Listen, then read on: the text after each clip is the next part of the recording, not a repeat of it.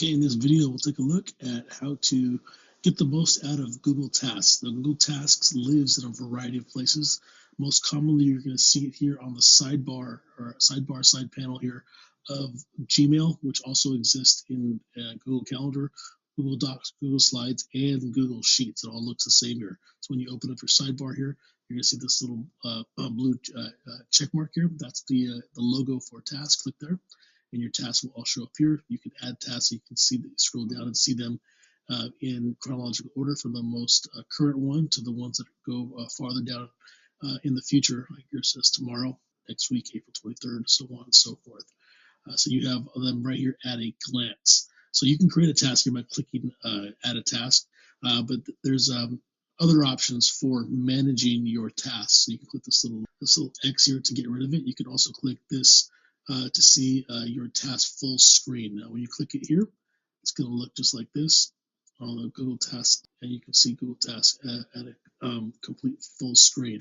I'm going to close this down and show you another option here, because Google Tasks also lives within your Google Calendar. So when you go to Google Calendar, you're on your calendar. You're going to see up here on the top right corner, right next to your waffle, you have, right by default, you have the calendar view. Then you'll see a button here with the task logo. You click there. Now you're viewing Google Tasks within Google Calendar. So again, a variety of ways. This, I would say, is probably the most convenient way to really manage your tasks. So over here on the left, it shows you click here, create, and you can create a task here by giving it a title. So we'll say here, sign documents. And you click here to set a due date, and you can set a time for yourself. You can add a description, a link to whatever any other information you want to put here in the description. And then you can assign it to a specific task list. By default, it goes to your My Task. But if you're like me and you have a variety of other task lists, you can assign it to any one of those. I'm going to leave it here at My Task. You click Save, and now it's been added to my list here in the category here for Friday, April 24th. It even has the reminder time. So because I have the Google Task app on my phone synced to my KCUSD.com account, that my phone will then alert me at 2 p.m. on Friday, April 24th, about this task.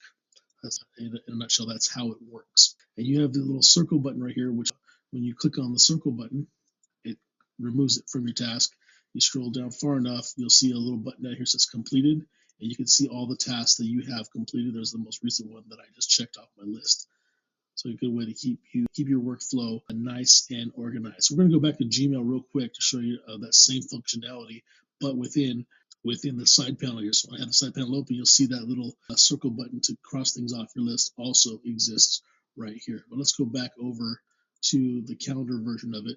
So if I have multiple task lists open, you can see them out here all side by side. You can scroll horizontally to see these tasks here. So that could be something you can do for your workflow. This little arrow button there will collapse all my lists, and then you can see a button that's the bottom of lists. It says create new list. So every list that I created here was all started by hitting create new list. So you can create a to-do list or a task list for a variety of different projects or things that you are working on. So in a nutshell, this is how Google Tasks, the basic functionality works. You can set these to recur. So if I click here to say add a new task, and we'll give it a title here, turn. So what I used to do as a teacher a lot, to remind myself, turn in attendance. And instead of setting today or tomorrow, I'm going to go ahead and click on the little calendar button here. And let's say I do this every Friday, 3:30 p.m. And right here it says repeat. So I don't want this to happen every day. I want this to happen every week on a Friday. Friday's checked off. I can do other days too, but just on Fridays, 3:30 p.m. I'm going to get this notification to done. And now on Friday, April 24th, 3:30 p.m., I'm going to get a notification saying that, hey, don't forget to turn in your attendance report. This repeats every Friday at 3:30 p.m. So when this comes up on Friday, April 24th, if I finish this task and I check it off, what's going to happen the next week, it's going to show up. It repeats for me, and you have to keep setting yourself that task. So that could be something you do for your workflow to help you with reminders. Now, in this case, with any task, if you hover over it and it's a task that you don't feel like that you want to use anymore, or if you want to get rid of this repeating one, hover over it, 3 little dots here on, you see right here, you can go ahead and hit delete. In this case here, because it's repeating, it says delete all past and future occurrences. If that's the case, click delete all, and now it's gone. Now, tasks also lives actually in Calendar. So now that I'm in Google Calendar, I'm going to switch from tasks over here to Google Calendar. And this is my regular calendar interface here.